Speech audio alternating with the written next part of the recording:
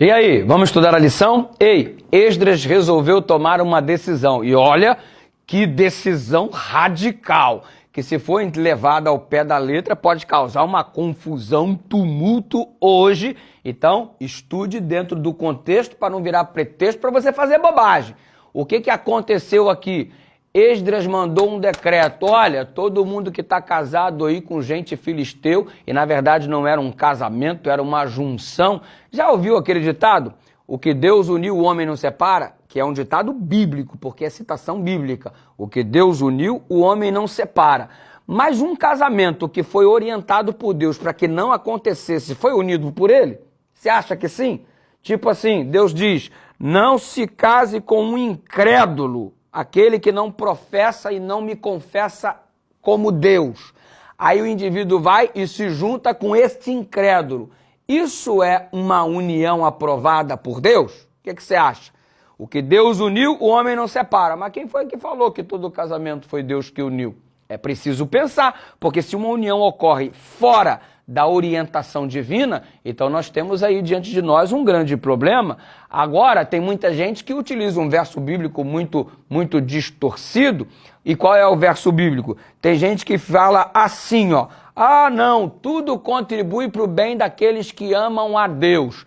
Então você toma uma decisão errada e acha que essa decisão errada vai contribuir para o teu bem, porque você ama a Deus, aí o verso não se encaixa, está fora de contexto.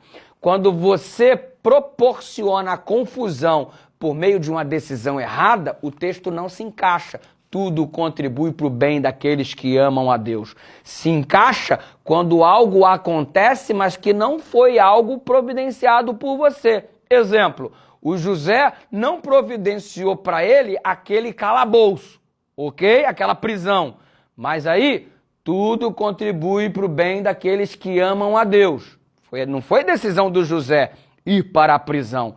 Alguém planejou de modo astuto colocá-lo lá e Deus utilizou isso, esta maldição, como uma bênção, ok? Então observe o contexto.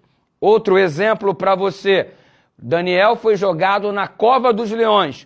Tudo contribui para o bem daqueles que amam a Deus. Só que jogaram o Daniel, ele não se jogou lá. O Sadraque, o Mesaque e o Abdenego, eles não se jogaram na fornalha de fogo ardente, jogaram eles lá. Tudo contribui para o bem daqueles que amam a Deus. Agora, quando você toma uma decisão errada, é você que está se jogando na fornalha, é você que está se jogando na cova dos leões. E sob tais características, o versículo não se encaixa. Aí você está usando um texto fora de contexto para virar pretexto para você fazer o que você quiser. Aí não funciona. Então, Deus deu a orientação e Esdras foi radical. Todo mundo agora tem que despedir o seu cônjuge, esse relacionamento que está errado.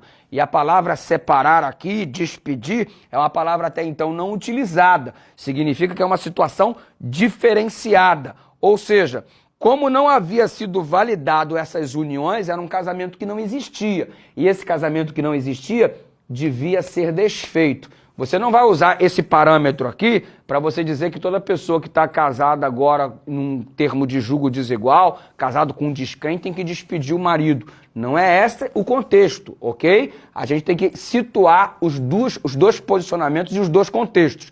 Lá no dias de Esdras, isso estava ameaçando, inclusive, o surgimento do próprio Messias, porque se a genealogia fosse alterada e, consequentemente, uma mistura com os outros povos, isso comprometeria, inclusive, o surgimento do próprio Messias. Já imaginou que tragédia e que tentativa do maligno, de modo sutil, de comprometer, inclusive, o plano da salvação? Era uma necessidade vital para a sobrevivência do povo de Deus e da verdade e a própria vinda do Salvador, uma atitude radical como esta, porque estaria comprometendo o futuro da humanidade. Agora note, o nosso contexto agora é que de repente você tem um casal onde o indivíduo conhece o evangelho, ele aceita, ela não, ou vice-versa, e agora você vai mandar eles separarem? Não, a situação tem que ser administrada, porque o contexto é diferente. Nós vamos ver isso um pouco mais na lição de amanhã. Presta atenção nisso com carinho e vamos orar. Deus, que tome, ó Senhor, a nossa família nas tuas mãos, como só o Senhor sabe fazer, em nome de Jesus.